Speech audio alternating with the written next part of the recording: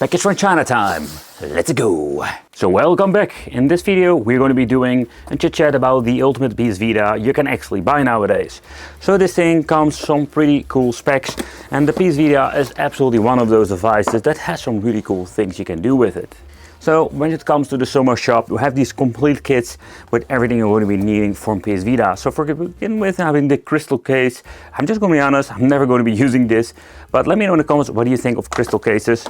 So what I do going to be using is this storage, or this very nice storage that you can put your, let's say, games in, but also when it comes to, let's say, the device itself. So we're going to be needing, and of course, a charging cable and all of the charger itself. And this is going to be different because this device does actually has the option with a USB-C modification. It also have like the slim sleeve, or this little bit of a sock, I love to call them. So let's see what Sumo Shop gives us more. We're going to be having some keychain, everything else. So, but here we're going to be having the main event. So I love the presentation of these things. By the way, these bags are super handy. So in here we're going to be having the Sumo Shop Store custom box, not the original one. So in here we're going to be having the glass protector. If you want to add it, you need to do it yourself. But you know, this is one of the things you can actually do. I think I even did a video about, let's say, putting it on a Switch. So one of the things they love to do is this: do not update the system. Yeah, and this is an important thing. I love it that they have like this very nice piece of thick plastic, two-sided, printed. And the reason why, if you're going to be updating it, is if possible the firmware that's actually installed in it, it's going to be vanished away, and it is just original, and we don't want that. So actually the PS Vita, I actually owned the 1000 for a very long time. And you know, it's kind of cool to actually see that we're over here having now the PS Vita 2000 Slim, where the previous model did actually came with an OLED display. That later on, this is just having an LCD display. So let's see what's going on over here. We're having a little bit of filth, but what we're going to be needing to do, yeah, peel it off. Oh, I did make this mistake putting it on there. So when it comes to, let's say, one of my other videos, but we're going to be peeling this off. And they're doing this actually to protect. Alright, so let's see how it looks at the back over here. So these things are, what I understand, are completely refurbished. So yeah, this is going to be in such an overall cool way just to play. Let's remove this over here. And wow, these stickers are quite thick actually. I really like these stickers. It's like full of Sumo Shop logo, but if this actually was on there, I would even want to even just leave it on, or some part of it, for protection. But that's it. It's already booting up actually. I accidentally pressed the on and off button. So as you can see over here, it will showcase the Sumo Shop logo. Let's lower the overall, let's say, lining over here. So there are all kinds of different editions. I went actually for this white version with blue buttons. I really liked it. So this needs to be a plug and play solution. I think they already charge it. Yep, complete with Vita Hex games, and having this very nice looking quick menu. From here we can actually boot up any freaking game. So let's do a quick tour of the device itself. So in here we're going to be having a slot, which you can see over here. Let's close it back up. So in here we're going to be having the seal that we don't need to be, I'm not going to be opening it up anyway. Jack connection. So we can actually see that we're having the SD card in here through the PS Vita, where you're normally putting in games, but you're not going to be needing to put a game in there. I would not recommend any doing that. If you're going to be doing that, it's highly possible it's going to be doing a little bit of an update and actually wiping the software. Over here having the volume control, and that's actually it. But let's do a quick tour of the software itself. And I must say, when it comes to the Slim model, I still a little bit debatable, like which one do I personally prefer. Let me know in the comments, because I love the PS Vita, the first edition with the OLED display, but you know, this new, the Slim edition, is looking really nice when it comes to that. So where the OLED is beautiful, the LCD is not bad at all. So what are we actually getting today? It's going to be in PS Vita, the Slim model. And yeah, this thing is so much slimmer. Comes with an LCD display, but the overall condition is refurbished and looks absolutely amazing. I'm going to be testing it out, playing some games to see how everything works. I just want to give you a little bit of an up close with the beautiful buttons I've chosen, because we do have like different models that we can choose from when it comes to buttons and overall shell model. So let me know in the comments what you think of the blue buttons. But one of the features you can actually purchase is having a USB charging. And that is some really convenient situation. Including a beautiful looking high quality cable. It's kind of cool that they even put the Sumo on the cable itself. And this easy way we can just plug it into a normal adapter and just charge your PS Vita. But the question remains, do you think that is absolutely worth the extra money? That's something I would love to see back in the comments. The only critical thing I had with this is that it's a super tight fit. So we need to really push it out in. So you do need to make a little bit more room when it comes to the shell itself. Or maybe if you're going to be pushing it in a couple of times. But in the end, this is the only thing I would say, yeah, that can be better. But the overall configuration, this is so much more convenient than those freaking original chargers. Because I never know where they are. And another thing. Let's take a close look at the SD card, because you can actually see they're using Ultra SanDisk original ones. I did double ask him like, hey, are you using original SD cards? And yeah, they are.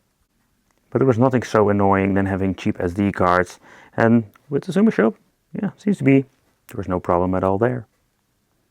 And of course, the Slim is so much slimmer. Would be fun to do like a side-by-side comparison with both of the models, or maybe I'd have one on the channel, but let's get into the software and let's have some old school fun. So let's do a quick overview, or actually let's do an extended overview of the menu, because there is so much to see. So over here having the first list is going to be having every single PS Vita game, having 459 that are actually like crammed into this freaking SD card. But this is not all. So when it comes to the collection, I don't know exactly how many games there are, but I'm guessing most of the most important ones will be here. So I think this is just absolutely an amazing overall collection when it comes to just enjoying yourself on PS Vita. And you can see there are all kinds of Bullet Girls Fantasia, like a lot of titles I have never heard of. And I think that is what the PS Vita is actually a very interesting device. There are so many, like say, hidden gems in here. But so we can do even more cool things. So let's go with the categories. If you're only pressing the square over here, we're even having PlayStation Portable, because this thing can actually emulate and also play other different kind of platforms. So we're having over here all kinds of different games. I do wonder what kind of selection they actually picked out, because there are so many games, of course. I think with the 1 TB storage you cannot even store everything. The overall layout is absolutely awesome. I don't know what this overall, let's say, menu is called.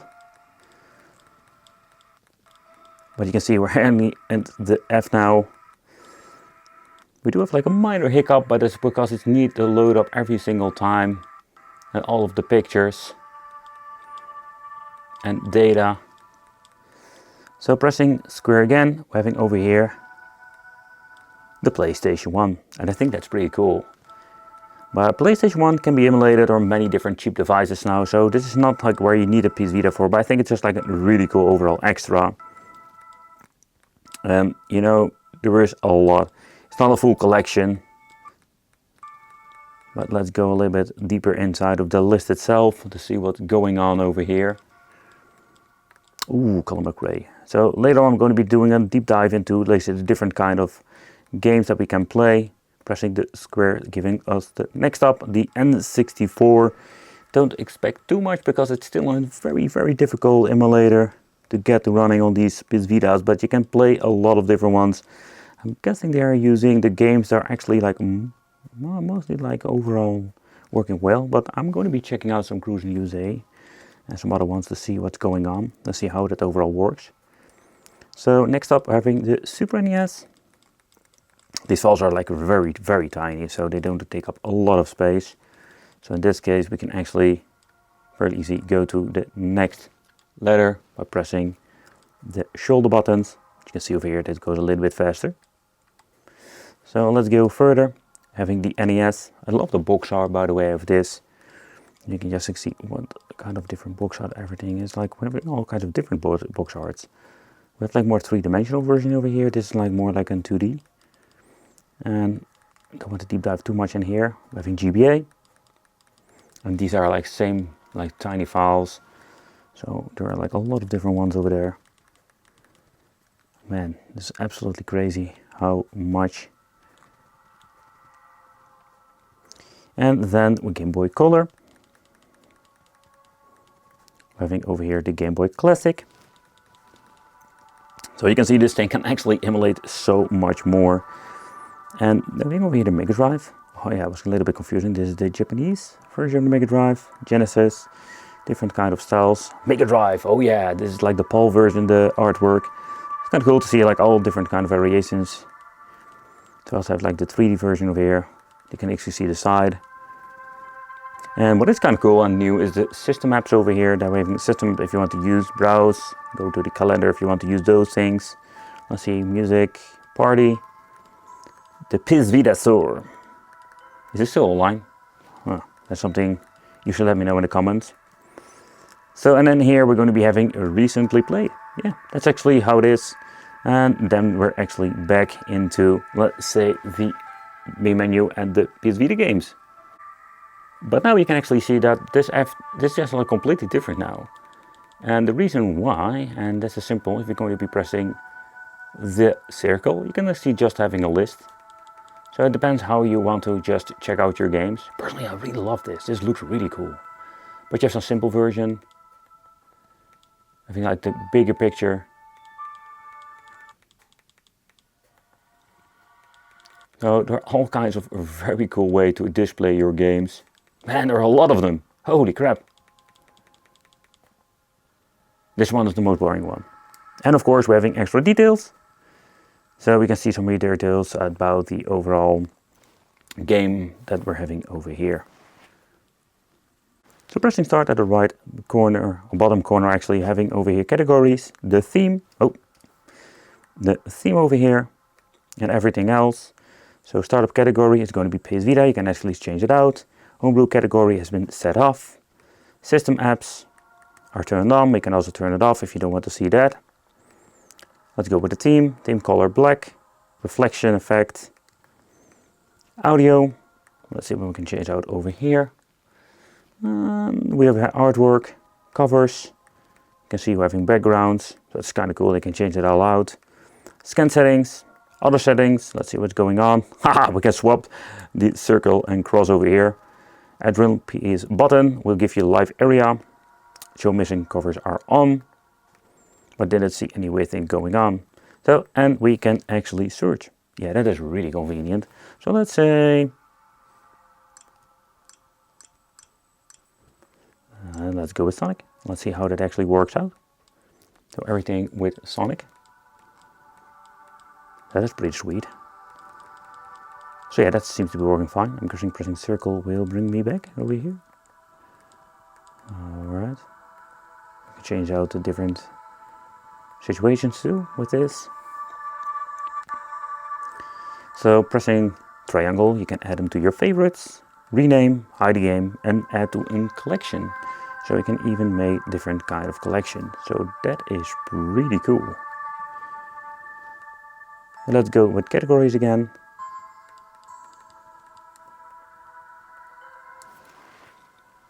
And when you're pressing the square again, you're going to be having the normal menu over here. And we can just switch between the different categories that we've shown you before. So that's actually how it works all. But let's move into some gaming and let's see how everything works, and including emulation. But let's take a close look at, let's say, some games. AM2R is actually on here. Is it like this in homebrew game? So there seems to be a homebrew game list in here. So what you can actually do is going into the list of what you showed over here and saying like, hey, we want to have actually a category for the homebrew games. But you know, let's boot it up. Let's see how that actually works out. And this actually boots up the game without any problem. The asphalt injection. Asphalt injection. Yeah. Okay, so I must say that the overall audio quality of the PS Vita is not disappointing. Yeah, sounds really great. But let's get into some gaming. Let's see how it loads up, how fast are the loading time, because we're going to be loading everything now from the microSD that is implemented on the top over there. Let's see, I do have like some problems maybe with the overall gameplay. This has some really cool music.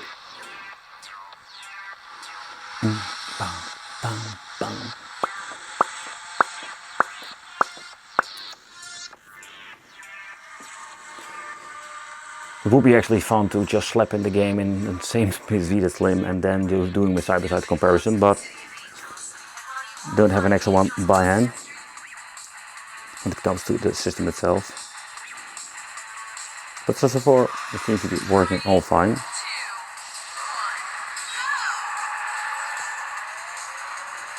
Alright, so it looks sick, it's working fine.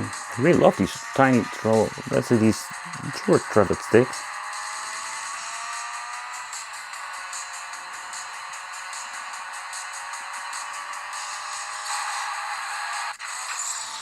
I got wrecked.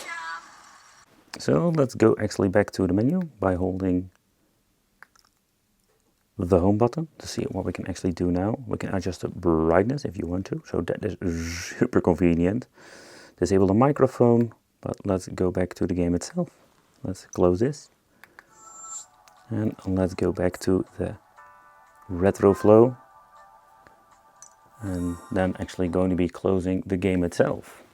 Let's move to another game. Let's see, let's play a couple of more. I'm actually always like freaking using the buttons. We can actually use the, of course, the touchscreen itself. It's one of the many features of the PS Vita.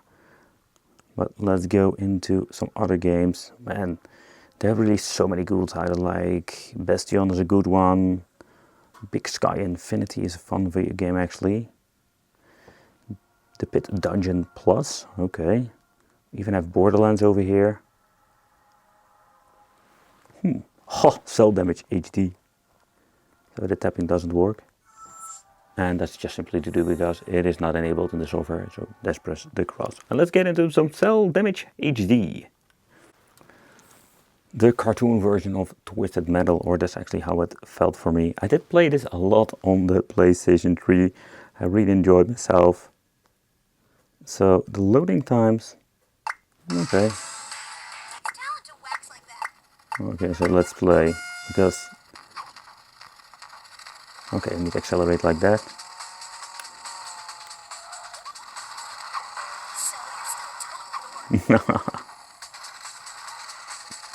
This is such a funny game.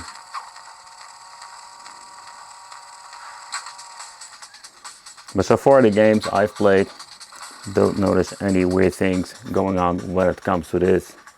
I did notice when it comes to the collection, there are a lot of different regions on here. You can actually see the Tetris version. So what is actually fun to test, let's see if this combination game is actually having an English text or is it just a full Japan game. So there's one thing I wonder, because I did see a lot of Japan region games actually on here. So let's check it out. Okay, so that game is completely in, yeah, they're actually completely in Japanese. Where no loading is actually just in English, but let's see what's going on. Yeah, we can just easily start into the Tetris game, or oh no, this is not the Tetris game, this is the PO Pin whatever game. So that is one thing. Sometimes you do have the situation with different regions. This works really smooth. I'm going to be tapping that. Yep, let's close the game. And we're back in the VDEX. I'm doing this a couple of times now and don't really notice any weird issues whatsoever. So that works quite smoothly. When it comes to the overall configuration, you do need to wait a little bit for actually getting into the boot screen.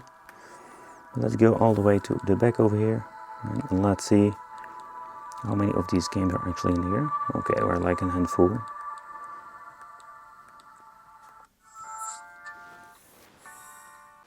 I can still remember playing that later game. I think it's the WRC 11 on the Switch. Oh man, the loading times of the Switch were so ridiculous. Very good.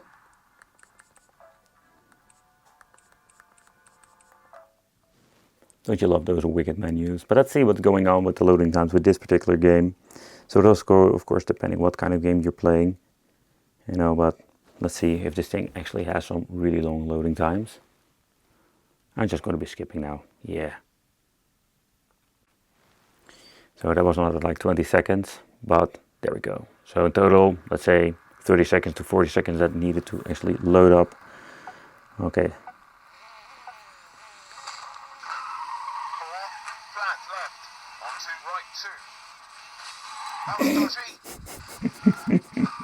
Can I steer with the D-pad? No, I can't. Crap. Already crashed in the freaking first corner. Oh, this game is so brutal.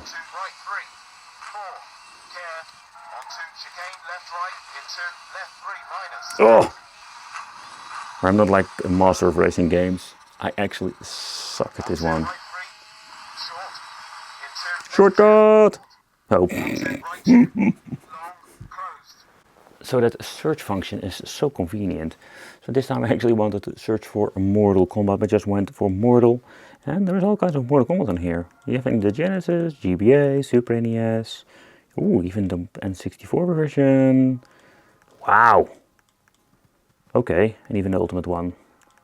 But the thing I wanted to check out is, of course, the PS Vita version. Because one of the things that I've played this so much, and I do still play it on my OLED, but let's see how long the loading times are. Because now at this point I actually choose most of the games that have like massive loading moments. But I just wanted to check it out, how it is with Mortal Kombat itself. Let's go with maximum of the overall configuration of the audio. And let's see. For me, this is absolutely my favorite Mortal Kombat game. Even there are like many after that. And let's go with the fight itself, or should we go with training? Just practice.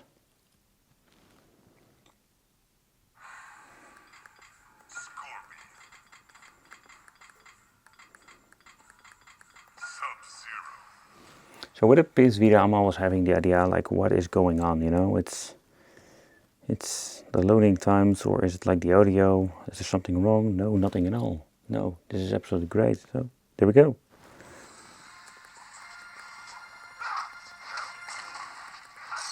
Let's see if I can still do it.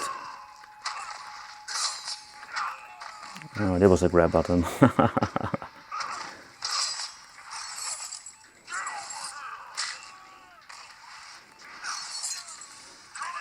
Oh, it was such a cool combo. Oh yeah. So nevertheless, this is working really nice. And one of the things I really wanted to check out too is like the overall design. So it's slim, but it's to a point that I can still really enjoy playing. I know there is always like an adapter out there that you can just click around it to make it a little bit more comfy. But yeah, this is great. So far, I don't notice any big issues when it comes for playing the games itself of the PS Vita. So that's pretty cool. And again, like there is so much more you can actually play. There is so much different like hidden gems on the PS Vita, but let's get into another platform to see how that actually works out. For example, with PlayStation Portable, because we can actually play that too. And again, you can leave it in the comments if you want to see an in-depth about a certain platform. I'm really curious how this is going to be working out. Let's see, to begin with, if I can find a different kind of view. Oh, this is another great one. But let's see what's going on. Let's see how this boots up. It boots up into RedRock, okay. And we can actually, let's see what's going on. And there we go. Okay, so that's nice. It's kind of funny how it automatically says Sumo. Touchscreen is not enabled because it's a PlayStation Portable game, but still, I wanted to try it out. So let's create a profile, and yeah, let's see how that works. Does it actually work? So it's creating profile now, okay. Because let's be honest, if it's going to be filled up with the freaking, like say to the maximum, you're not going to be having any space for that. So World Tour, let's go in that. Oh, that sound alone from the freaking cars in the game is so amazing.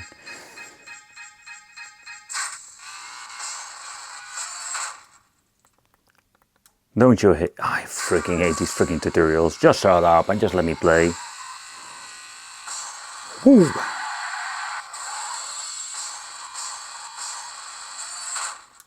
But when it comes to the PlayStation Portable situation, this is running pretty smooth. Also when it's starting actually up. Oh, there was over the rear window over here. Yep. Yeah, I know. Just shut up. Let me just mess around. Yoo-hoo! But you're getting the point. Let's put it that way. So let's shut it down. Let's see how that actually works. Bloop. You want to shut it off? Yes, please.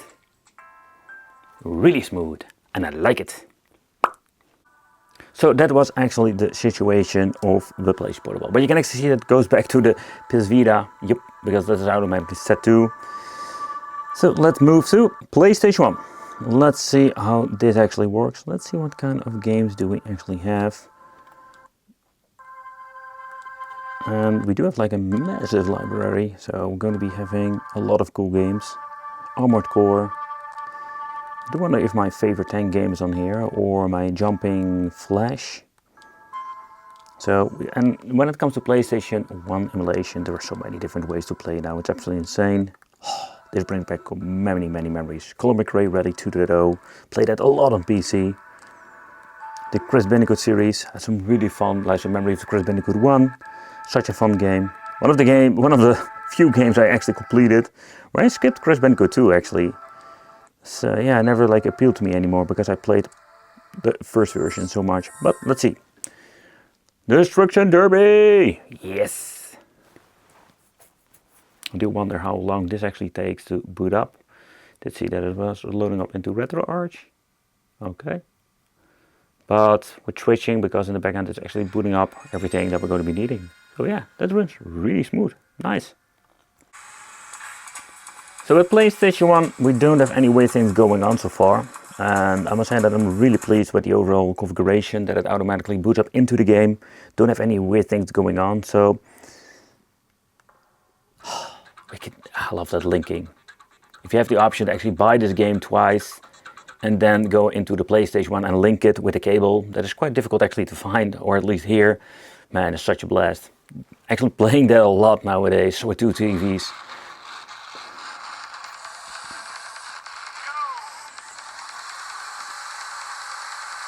Woohoo!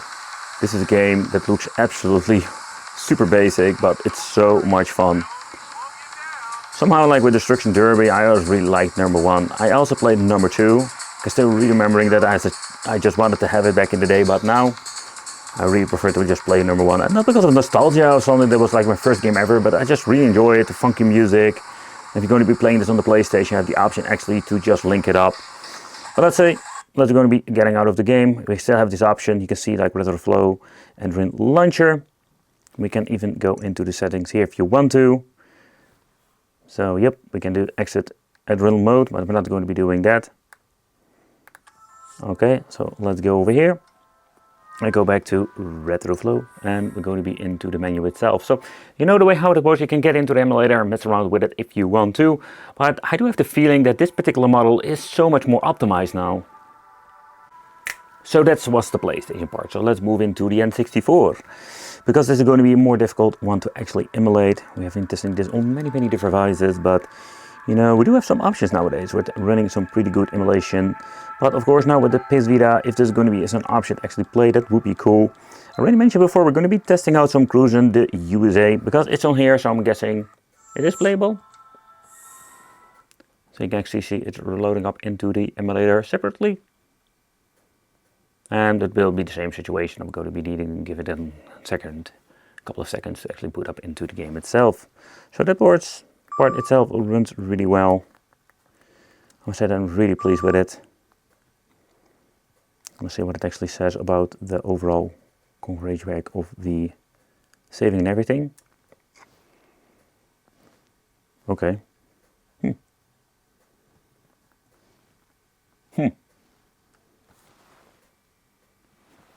There we go. Okay, that's not running like it's supposed to be. But let's get into the game.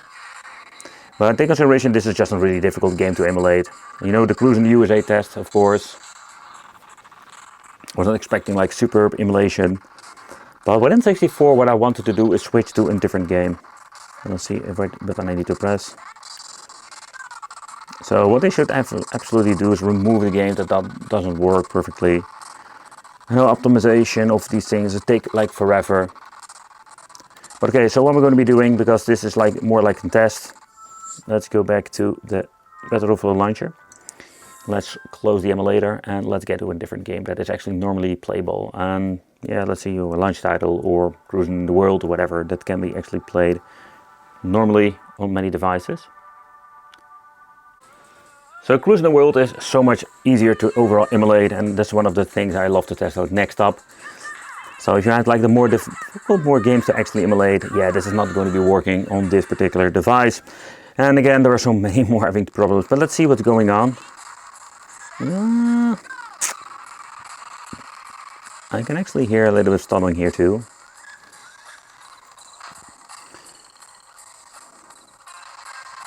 But at this point, I don't know exactly if they're still working on the N64 emulator to optimize it, because sometimes they can do so much with optimizing. But this is playable. I do hear the crackling noise in the overall audio. But if you don't really mind it, you can just actually play this and enjoy it. So when it comes to the PlayStation, everything and all the stuff we have tested before, that runs fine. But yeah, with the N64, I already expected some problems there. But so let's move on. Let's go to the retro flow, and let's see what we can even play more, because now we're going to be having, I think, less demanding. Yeah, I can actually say that, less demanding overall platforms.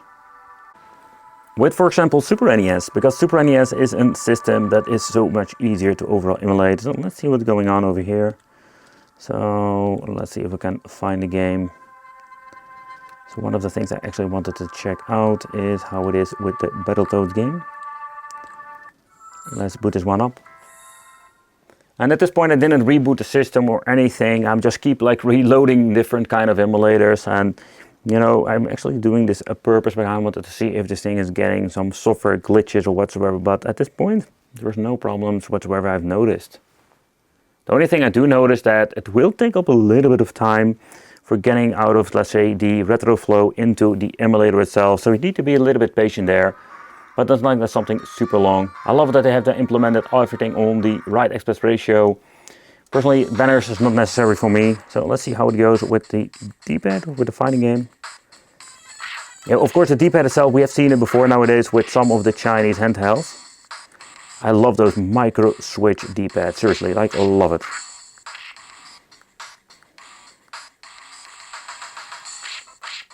But yeah, also here, we don't have any problems whatsoever. So Super NES emulation is great.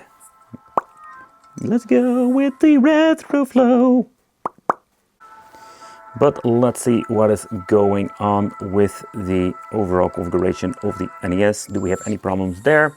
So at this point I didn't really notice that when it comes to, let's say, loading up emulators, let's say having Super NES and N64, this particular part where it takes up a couple of times, it's all like every single time the same. Yeah, almost the same amount of time that will take up to actually boot up. But you can just see this runs just fine too. Bum, bada, bada, bada, bada, bum, bum.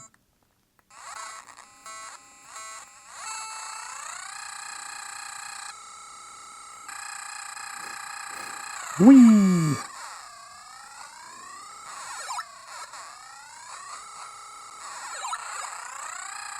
Turbo!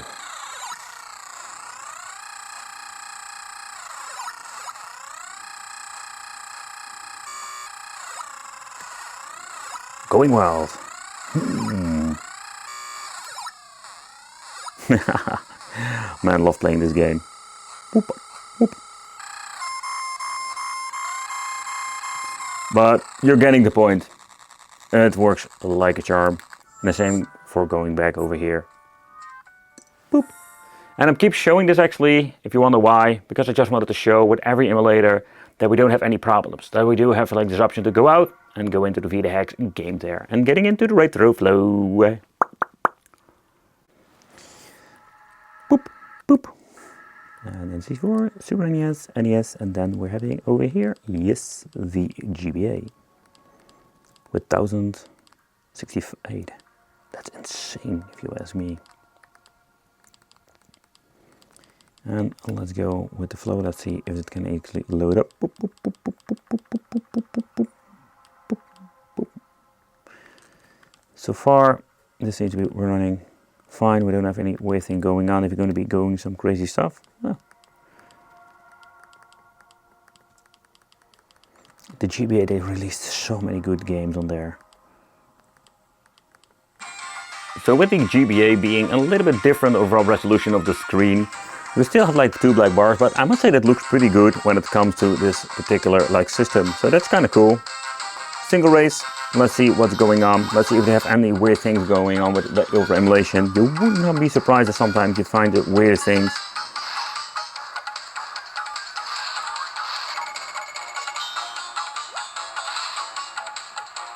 But nope, nothing weird going on over here.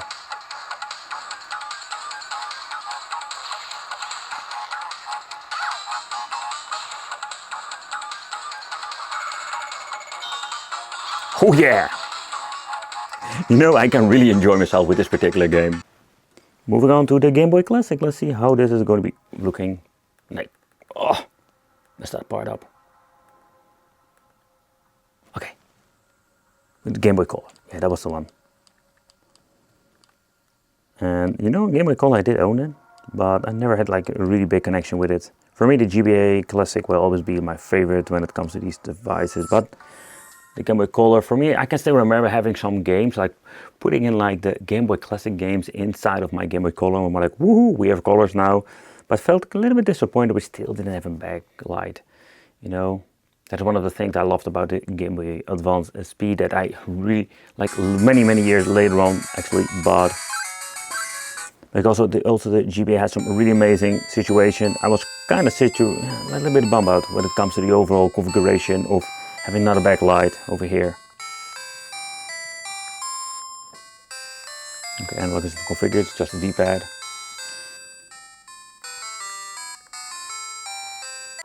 And because that is, I think, one of the almost final things we can do with this. And let's see if we can find, oh, you know what? Let's go with something else. Let's go with the search option because I want to actually go into the search. Let's go with Gator because Gator is one of the games I always love to play. It's absolutely my favorite game to go to. Ah, yes, they added both of them, Tailgater and the Great Venture of the Gator. Yes, haha. Oh man, I had some really good fun memories with this. And you know, kind of both of the games, back in the days when I had like the Game Boy Classic, I had both of them, but I also had them like on these multi-game cartridges. It was so much more convenient to bring with you, like 60 games on one cartridge. Oh,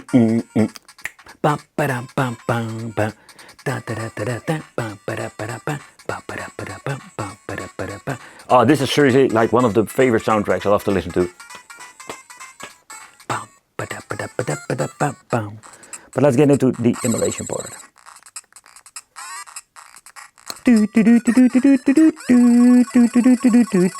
I'm not good at it, let's put it that way, but I just really enjoyed it.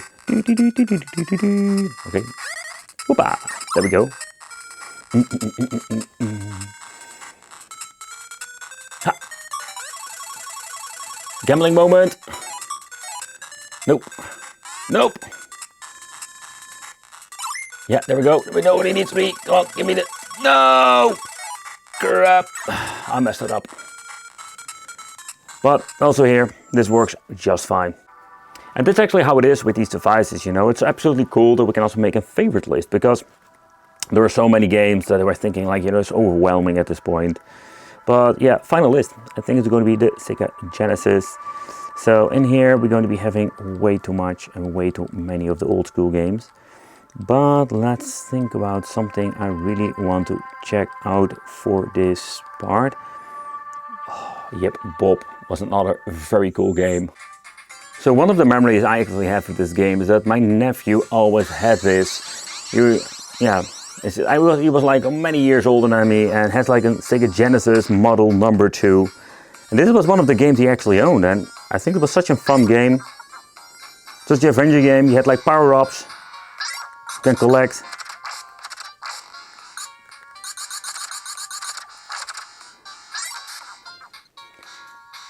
But also the Sega Genesis emulation works absolutely fine.